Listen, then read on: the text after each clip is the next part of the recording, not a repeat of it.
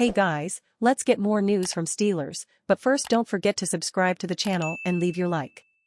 Tim Benz, despite finally eclipsing 400 yards, Steelers' offense still has plenty of areas to improve. For the past 2 years, complaints about the Pittsburgh Steelers' offense under deposed coordinator Matt Canada from fans and media went something like this: they don't use the middle of the field enough. Whenever he's actually healthy, they don't use tight end Pat Freiermuth enough. They don't employ play action enough. So, in the first game without Canada as the offensive coordinator, the Steelers' first play from scrimmage in Cincinnati on Sunday was quarterback Kenny Pickett using play action and hitting Freiermuth down the middle of the field for 24 yards. That could have been an admission to the public from new coordinator Eddie Faulkner and play caller Mike Sullivan that a lot of the complaints of years past were accurate. Or it was them throwing a bone to the barking dogs to satiate us for a while. I'm gonna go with that second thing. Regardless, the play worked.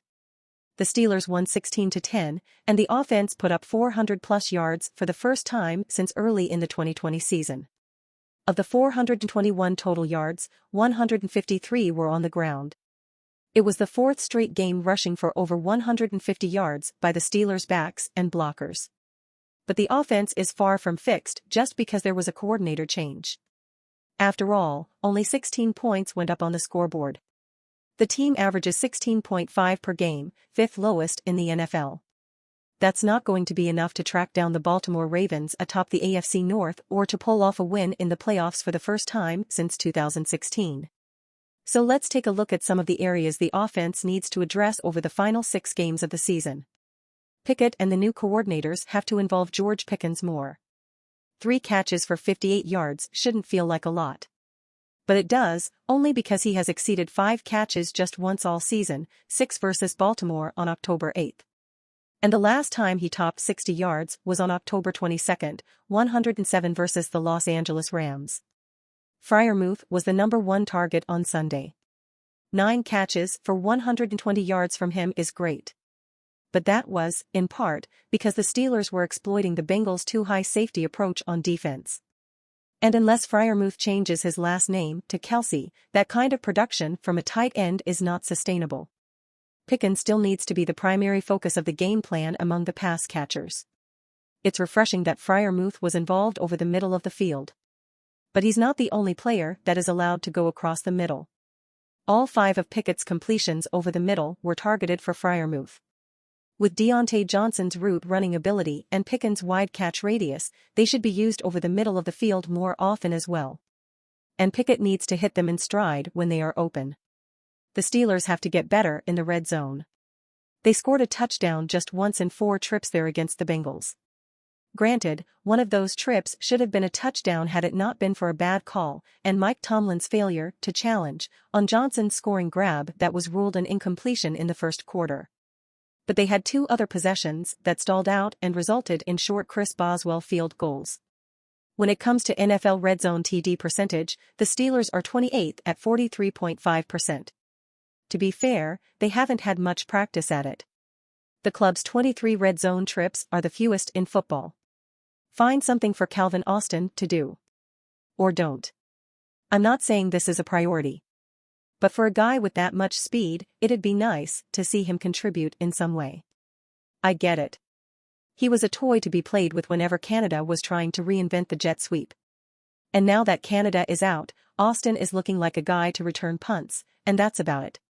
Fellow receiver Allen Robinson III has recently been used as a second or third tight end in formations.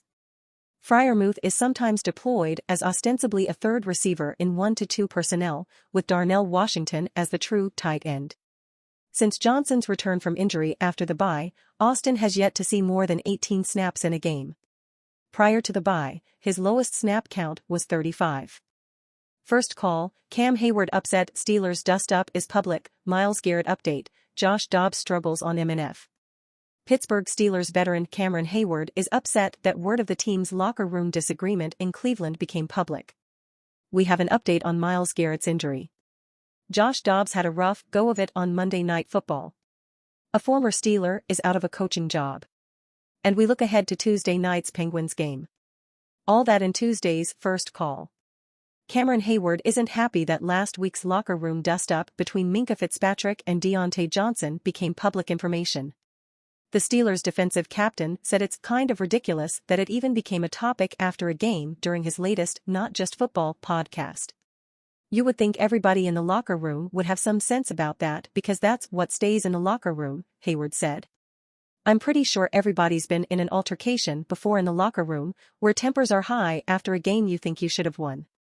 The report stated that Hayward and TJ Watt had to separate Johnson and Fitzpatrick after the two became engaged in the wake of the team's 13-10 loss to the Browns. What's in the locker room should stay in the locker room, he said. It's not for everybody. If you're in a business job and you have a conversation with HR, does it get reported to everybody?